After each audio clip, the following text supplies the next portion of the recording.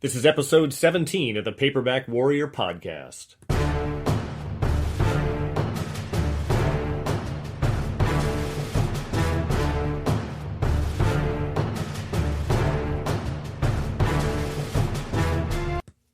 Thanks for joining the Paperback Warrior podcast. We're back for another exciting episode here, talking about a lot of vintage fiction reviews. Again, it's the flagship site for paperbackwarrior.com. You'll find a lot of reviews on our site, including a lot of archived material and authors, titles, and series.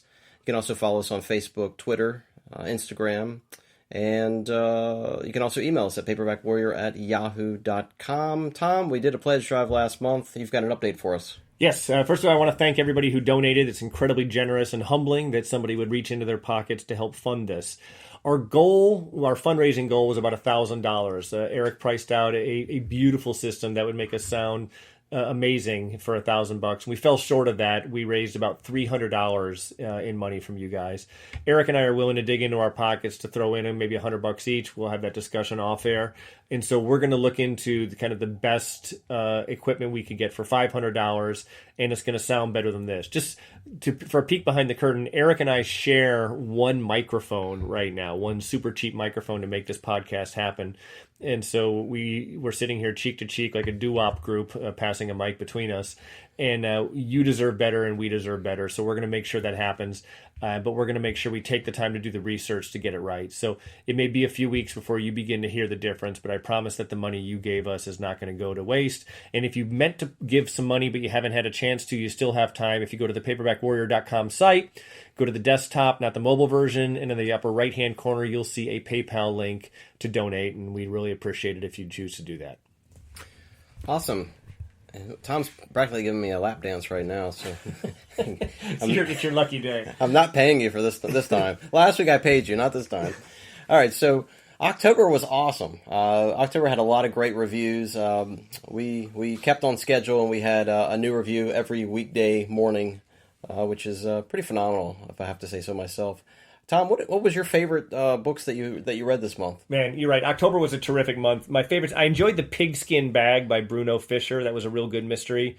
I read the second book in the Malco series, which is a French series translated to English and published by Pinnacle. That was great. I really liked that. I read a fantastic book by Harry Whittington called Web of Murder. I did a review of Modesty Blaze #1, which we're going to be talking about on the show in 2 weeks.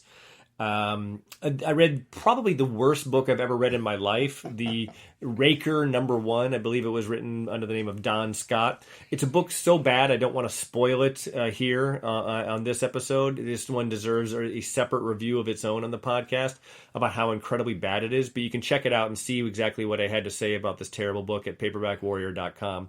How about you, Eric? What'd you read? What'd you love? What'd you hate in October? What was your October like? So I really, really enjoyed Frank Kane's Liz, which was a Starkhouse Press reprint. I really enjoyed that. I also read Spencer #2 by Robert B. Parker. I've really fell in love with the Spencer series. It's got its fans, it's got its quirks too, but I really like it. I really, really enjoyed Brian Garfield's Relentless from the early 70s. It's very similar to David Morrell's First Blood, and I indicated some of the evidence that I had in my review, so you can always go back and read that. But I really enjoyed it. It was really good. I also read Joy House by Day Keane, which I also enjoyed.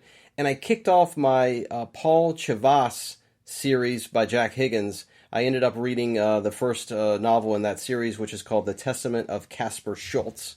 And I thought it was phenomenal, and I went on and read another installment of that series as well. And I'm going back and trying to pick up all of them slowly but surely. But that was really the highlights of October, but it was a really great month. And we have some good stuff coming up in November also, so please stay tuned to both this podcast and paperbackwarrior.com. Anything else before I launch into the feature? Go for it. All right, so today we're going to be talking about an entire genre of books that was popular from the 1950s to the 1980s. I broadly call it plantation fiction, but some people call them slavery-gothics. What they are is American slavery stories from the years right before slavery was outlawed in the U.S. back in the 1800s, and some books even stretch into the few years after slavery was outlawed and kind of how everybody dealt with that. This was a wildly popular subgenre the very first book, if we had to look for patient zero, it would be Mandingo by Charles Onstott, which was the Falconhurst series #1. Kyle Onstott was a 65-year-old guy who wrote this book in 1957, and it was a big hit and was made into a popular movie nearly 20 years later in 1975. And this book and all the books in this genre really play with ideas that were incredibly taboo at the time, involving race and interracial sex, and black men and white men and women being attracted to each other, which was pretty scandalous back in the days. Eventually, after Mandingo came out, a slavery expert, I didn't know that was such a job, but a guy named Lance Horner, and that's his real name, took over the series with book 2 or 3. And he's listed as a co-author with Kyle Onstott, but actually Lance Horner was writing the Falconhurst series after that, with Kyle Onstott just being the editor. The Falconhurst series was so wildly popular, it was later taken over by Harry Whittington, writing under the pseudonym of Ashley Carter. There were 15 books in this Falconhurst series between 1957 and 1988. Confusingly, the publication order doesn't equal the series order. The first book in the series order was Falconhurst Fancy from 1955, which is the 4th book published. The best thing to do if you're interested in kind of diving into that series is go to the Wikipedia page for Mandingo, the book, and it's a great resource that gives both the publication order and the series orders for those. So these books, again, were very controversial at the time, and most of them are not in print today because, if anything, the topic of race has become more fraught now than it even was then. And so the question, I think, is fair to ask is, are these books racist? And I would say no. There's certainly good guys and bad guys of all races in these books, but I think the overall theme is to shine a light on the repugnant chapter of slavery in American history. Now, I'll admit it's done in a very lurid style with bone-crunching violence and very graphic sex, but at no point do these books ever defend slavery as a practice. And I think that's just sort of a bare minimum we can all expect from books. The typical plot is that there's this cruel slaver who's treating the blacks on the plantation very poorly. There's usually a few white characters who are seeking to see the intelligence and humanity of the black slaves. And a lot of these books, I'm not spoiling anything because they all have fairly similar plot outlines, they end in a bloody slave uprising.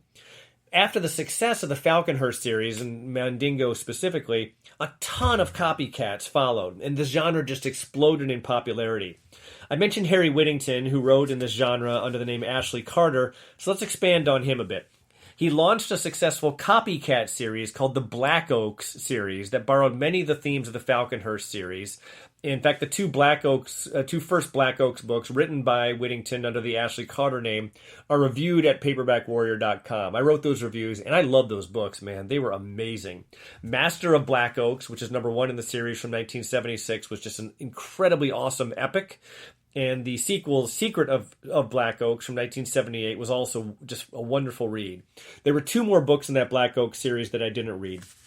Lance Horner, the guy who was the brains behind most of the Falconhurst books, wrote the first draft of a book of his own called The Golden Stud in 1975 before he died.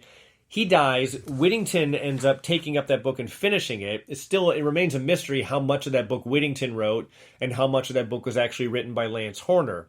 But Whittington wrote the entire second book in the series, Sword of the Golden Stud by Ashley Carter, and that was from 1977.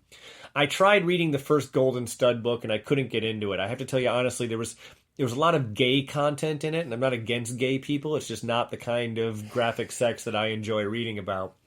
Lance Horner spread. Eric's laughing at that. It just wasn't my thing. It might be your thing, Eric. What do I know? Lance Horner spread out a little bit and wrote and began writing about slaves in other genres, including. Stop laughing. I mentioned gays, and you laugh. You're like a 4th grader. Leave the room. He wrote a book called Rogue Roman, which sort of built on a lot of these themes involving Roman slaves. There were many other authors that you may know who released books in this genre. There was a book called Chains by Justin Adams that was actually written by Lou Cameron in 1978. Lou Cameron was a very prolific author who started the Long Arm series. There was a guy by the name of Gardner Fox who wrote at least one Killmaster book in the Nick Carter series. He wrote several books in the Cherry Delight series. He wrote one called Stonehenge Slaves, which has been reprinted for some reason as Stonehenge Slave as an ebook now. James Dockery, who we've talked about in the past, who wrote some of the Butcher books as Stuart Jason, also wrote a series of plantation novels as Stuart Jason, Black Lord, Black Master, and Black Emperor. There was a guy named Robert Traylands. Some people called him Big Bob Traylands. He was a very prolific author in the day who wrote Black Pirate, Rampage, Runaway Slave, Slave's Revenge, Black Stud. Norman Daniels, another guy who just wrote a ton of books in various genres that we like, wrote Slaves, Rebellion, and Jubal. Michael Avalone, the guy who behind the Ed Noon series, who also wrote one of the Man from U.N.C.L.E. books, wrote a book as Jeffrey Lord called Jeb. And we've talked about Kenneth Bulmer in the past. He wrote a plantation book under the name Clint Rockman. A couple respected authors, Carrie Newcomb and Frank Schaefer, collaborated on a book called Titus Gamble under the name Peter Gentry. And I read that one and reviewed it for the Paperback Warrior site and loved it. It's kind of a Western in many ways. It's about an escaped slave who becomes a free man and then a law enforcement officer, and then he's sent to enforce the law on the land from which he escaped. That book's available on, actually, I think that book's available on Kindle now, and it was a terrific Western. Interesting little factoid, Roots by Alex Haley. We all remember the miniseries Roots. Some people actually read the book also.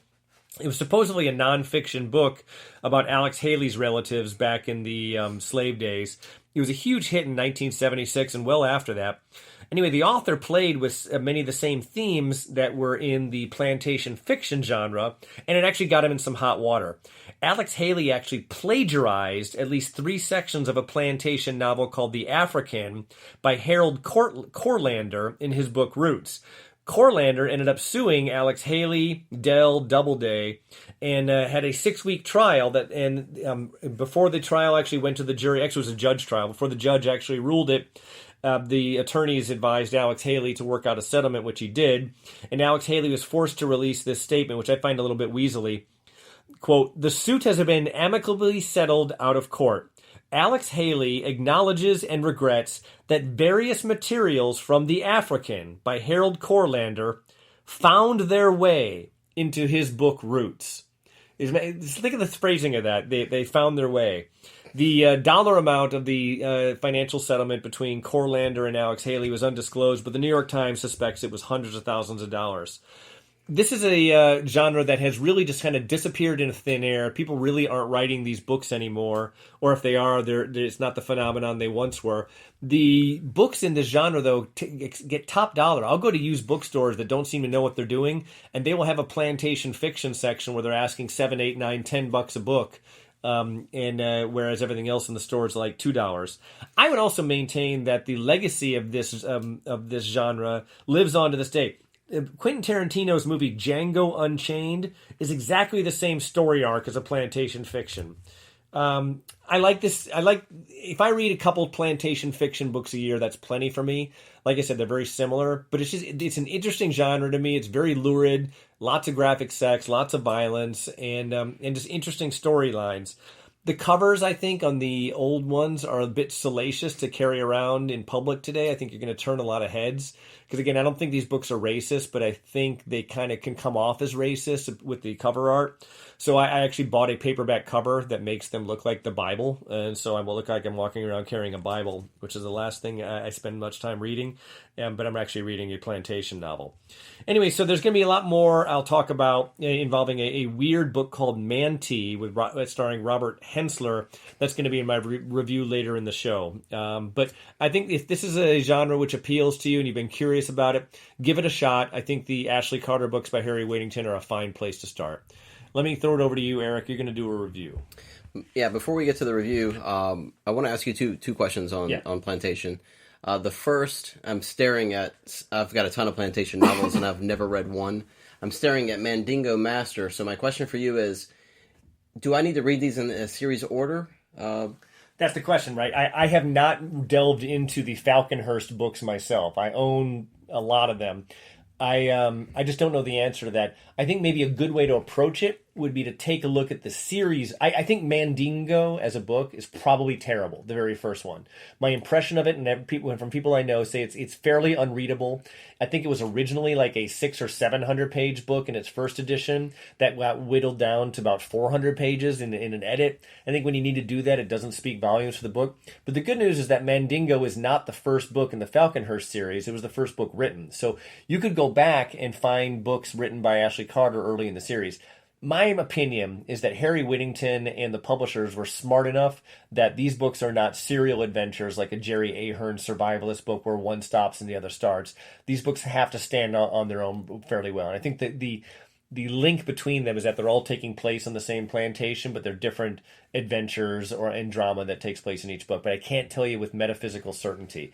There is a nonfiction book called Mandingo Something that kind of describes the series and gets into the series and the books and all that. And it's just been too expensive for me to buy. Next question would be, and the last one on this, and we'll wrap this feature up. A lot of listeners out there may not even have realized that this genre exists. Maybe they just found out about it.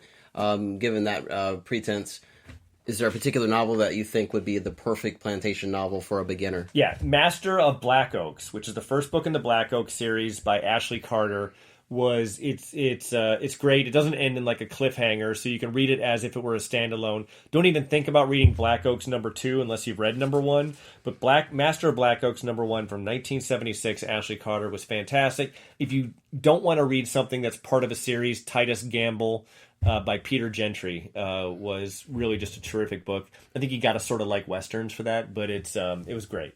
Great. And what we failed to mention our reviews at the beginning of the show. What review do you have for us? Yeah, I'm going to be doing a review of a book called Mantee, Mantee, by a guy named Robert Hensler, and this crazy backstory that I find myself in the middle of involving his family. Awesome. Well, I'm going to move through my review really fast, so we'll have enough time left to go into that wild story. I'm going to do a book called Brannon, which, if listeners can remember, a few weeks ago, Tom didn't do me any favors by giving me this Brannon book that he wanted me to read, and I typically do what Tom tells me to do. I don't know why. Maybe it's the lap dances, but it's written by Brannon. Was written by a guy named Daniel Strebe. It was released by Pinnacle in 1973. Many action enthusiasts probably realize Daniel Strebe wrote a ton of 80s and 70s and 80s books. He did Nick Carter, Killmaster. He did a couple of those. He also did a series called Hawk, which is universally panned by everyone, but it lasted 14 books. I'm surprised. He did a 9-book series called Counterforce in the 80s, and he also wrote 2 installments of Phoenix Force, which is in the Mac Bullen universe. But my first experience with Peter Strebe is Brannon, unfortunately. This is a wild book, and I'm going to say this. This book is like nothing you've ever read before because the guy on the cover, it's a sort of like an action-looking guy on the cover. He's kind of masculine. He's got a lot of male bravado. You know what? I'm just going to go ahead and say it, Tom. He does not have a penis. The story is about a man. Literally or figuratively? He does not have a penis. Literally. Literally. Right. No penis. So the man on the cover has no penis at all. And how we got to this point, I don't think it's taboo to give you the rundown of what's on the back of the book cover. So I'm not spoiling anything for you because if you're a potential consumer, you would know this stuff anyway because it's on the back cover. So anyway, Daniel Strebe introduces us to the small town of Timberland. It's this dying rural community that's built from the lumbering industry by a guy named Alan Ward. The opening chapter is set in 1952, and it begins with these 4 poorly educated men that are sexually frustrated. And Strebe, I don't know what his fascination is here with this, but they're all fondling themselves just in sheer boredom. And they do that a lot throughout the book. And again, you'll have to realize this is 1973, but there's a mentally challenged guy named Alfie. And he's trying to seduce his sister, Catherine. And she's obviously rejecting his advances. But a new opportunity arrives for Catherine, and it's a young American soldier named Brannon. He steps off the train and asks these guys for directions. I guess he just failed to realize that they have their pants around their ankles. I don't understand how he didn't see that. But they convince Brannon somehow to go seduce Catherine because they know that they can't have any sexual adventures with Catherine, but they just want to watch it instead. So somehow Brandon gets conned into seducing Catherine, and apparently he's good looking in the uniform, so he brings Catherine down to the lake, and they undress and start doing the deed. Well, one of the boys that are they're watching, one of these four guys, runs back and tells Catherine's dad, which just happens to be Alan Ward, the founder of the whole town, that the soldier is raping his daughter. So the men show up. They start questioning Brandon. Well, Catherine saves face, and she just yells rape, and then the men start beating Brandon. Seems like everything's going to be okay. Brandon's just going to take a really bad beating, but this is where we get to the man with no penis. They literally cut his penis off, and he crawls to the road and is saved from bleeding to death by a trucker. And so now we're going to fast forward to 1973. Brandon has now become an industry tycoon in lumber, which is fitting considering Timberland is a community built off the lumber industry. But his idea is to financially cripple Timberland, but also to go back to Timberland and avenge the loss of his penis. And so he goes back and he ends up talking to Catherine again.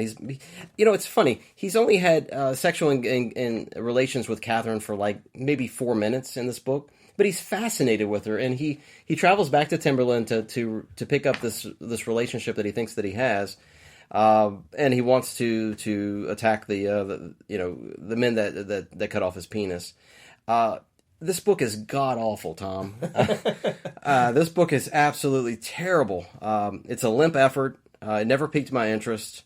But next week, I promise you, I'm going to bring you evidence that Daniel Strebe, the author of Brannon, has a fascination with mutilated genitalia, and I'm going to leave it at that. All right. So again, that was Brannon by Daniel Strebe, and it was written in 1973, released by Pinnacle, and that's all I have on that. And that's a thumbs down. This actually, drum roll, gets inducted into the Hall of Shame. Wow, yeah. we have a Hall of Shame tag on our on the blog. If you go to paperbackwarrior.com, look at the right side, and you go to Hall of Shame. Some people like to read our bad reviews more than they like to read our good reviews. All right, switching gears from the lack of penis guy to a book called Mantee, Mantee, by Robert J. Hensler. And in looking at this book, and you could probably see it on the podcast art, it's a beautiful cover. Shows a very manly looking African slave there. And when you read the back, it's clear that there's one of these plantation gothics, and it's also a boxing story. And so I love boxing books. It's not the very first boxing story. There was a book called Rafe and a book called Drum that are plantation novels that also kind of dealt with the idea of boxing slaves. And the Tarantino movie Django Unchained played with the same idea. And but anyway, I was really excited to read Mantee because it looked like a good book, had a cool cover. I'd never heard of the author. And but I thought, hey, well, this is Mandingo meets Rocky. What's not to like? I often go, before I dive into a book that I know nothing about, and I don't want it spoiled for me, but I like to go to Goodreads to see if there's any kind of consensus on Goodreads.com about whether a book is decent or whether it's worth your time. And the only review on Goodreads was from the author's son, Eric. And he wrote this crazy thing, and let me read it to you right now. He said, "My father wrote this book. He's not proud of it or the other pulp he cranked out in the 60s, but it kept food on the table for our little family. Before you judge too harshly, remember that somebody had to demean themselves to write this in the first place. Just a quick glimpse, just a quick note to give a glimpse behind the curtain." So I read this and I was really kind of bummed out. I was like, wow. And at first, his apology for his dad's book just sort of made me reshelve the book. It kind of gave me such a bad taste in my mouth. But then I became just really curious, like what could it be in this book that was so odd? And so I thought, well, and also, who is this Robert Hensler guy? His son said he wrote a bunch of Pulp Fiction. And so I couldn't find out anything. I reached out for James Reasoner. I reached out for all these guys who I consider to be way smarter than I am about Robert Hensler, and nobody had heard of this guy. I'm pretty good at doing research. I only found one book. It was a very innocuous sounding book. It was titled Washington, D.C., but I couldn't find anything indicating that he wrote any Pulp Fiction. Anyway, so I reached out for Eric, Eric the son, through Goodreads, and he didn't respond initially, but we'll get there. Anyway, so I read the book. Let me give you a quick book review, and then we'll give you the epilogue on who this guy really was. Manti takes place in Alabama on this 250-acre plantation in 1859, 4 years before the slaves were emancipated. The slaves pick cotton and take whippings from the dysfunctional Darby family, and the cast of characters is just a bunch of stereotypes. Benson is the patriarch who rules his land with an iron fist, and Evangeline is an abolitionist wife who wants the slaves to be free. Lance is the cruel son of the family who likes to order up whippings. And Marlena is the horny daughter who gets physically excited at watching the muscular black bodies suffer abuse. On the slave side, you have an array of slaves, but Manti is one of the slaves. He's the biggest, strongest, and most handsome of the indentured blacks on the property. Anyway, Marlena is hot to trot for Manti. One thing leads to another. There's I guess, let me cut to it. There's a lot of sex scenes in this book, and there's a lot of sex scenes in most of these plantation books, but this one just goes on and on and on with sex scenes and rape scenes, and it was clear at some point that the author was just trying to thicken the length of the book to get it market friendly, or else it would have been a novella. At one point or another, Manti becomes accused of rape, and he runs away, leaving the family behind. And so while he's on the run, he discovers like the white savior characters, and eventually he discovers the sport of boxing. And the plantation scenes weren't fantastic, the fight scenes were. The fighting that Manti does, it kind of resembles the early days of mixed martial arts and the brutality, instead of anything resembling the Queensberry rules boxing we know today. And the story really kicked ass in the boxing stuff. The author really brought his A game. There were things I didn't like. The author wrote the Southern dialect in kind of a phonetic sense, in a phonetic way, and so you had to read it as it sounded as opposed to what the characters were saying. I would have liked to have seen more boxing stuff and few girls being deflowered. At the end of the book, it sets up a sequel that just never occurred. It wasn't a terrible book. It definitely wasn't in the best plantation books I ever read, but it was certainly nothing for the author's son to be embarrassed about. It was a fine plantation book, and better than some, not as good as others. Anyway, so after I finish the book, I write the review. I finally hear back from Eric Hensler, the son, and we begin having a dialogue back and forth. And so Eric tells me that his dad is actually still alive at age 86, but suffering some issues with dementia. He said the family grew up everywhere in New York, California, Texas, New Mexico, Connecticut, Florida, and living in many different places. And I said, well, why were you moving around so much? And he said, well, my dad, his primary career was in radio. And so he was bouncing around to different places as a DJ. And at some point he attaches himself to a radio station called WSST in Largo, Florida, where he stays for nearly 20 years, rising through the ranks at that station and becoming general manager. Meanwhile, he was writing on the side. Eric pointed me in the direction of this 1977 pocket books novel that I had discovered but knew nothing about, called Washington, D.C., which is impossible to find about. It's I found a single online review for it. It was the only other book published in Hensler's own name other than Manti, and it was a novel about power, sex, and 60s-style revolutionaries who want to blow up everything, but they're just too inept. And I said, what other books? He said, you mentioned your dad wrote other Pulp Fiction. What pseudonyms did he write under? He goes, well, he wrote under Robert Scott, R.J. Scott, and then R.J., A-R-J-A-Y Scott also. And boom, that's where I found this motherlode of information.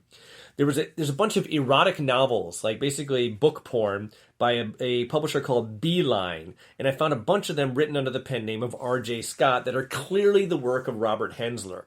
They had lurid titles like Circus of Flesh, Fornication Incorporated. His novel Diabolical Chain features the tagline, Hollywood voluptuaries and an orgy of lust and blood. Most of the Beeline porno books that he wrote had really nondescript covers and no art, but there was a paperback called The Swapping Game that featured an attractive photo cover with some nice graphic design. Of all of his titles, my favorite title was The 27-Foot-Long Love Machine. But later I learned that the love machine in question was a camper van not hanging between someone's legs. Anyway, the fact that this guy seemed to make a living for so long writing erotic fiction really made more sense to me, that he was so comfortable writing really long, really graphic sex scenes in Manti. He had a literary agent named Jay Guerin. That's a name that rang a bell to me. Jay Guerin died in 1995, and he was actually the literary agent for Michael Avallone, author of the Ed Noon mystery series. Eric the son, heard rumors that his mom may have a box of dusty old books from Dad's writing career, but he needs to convince his mom to direct him to it. She's a devout Christian. Dad isn't very helpful in kind of detailing it because he's not doing well with his dementia, and he has good days and bad days. Anyway, so that's kind of it. So the way I left it is Dad was actually very excited to hear that Paperback Warrior was doing a feature on him, and you can read all about him on the site. But I mentioned the fact that he has dementia. Dad is under total denial, I guess, Mr. Hensler, that he has dementia. And so the son was kind of bummed out that I fronted that, even though I had permission to do it in the article, and said, well, I can't really share the article with my dad. And so I said, dude, just take my article. It's not like this is not like we're litigious or protecting our copyright. Copy and paste it into a Word document. Edit out all the stuff about Dad's dementia and share it with him. I mean, how many years is he going to have left?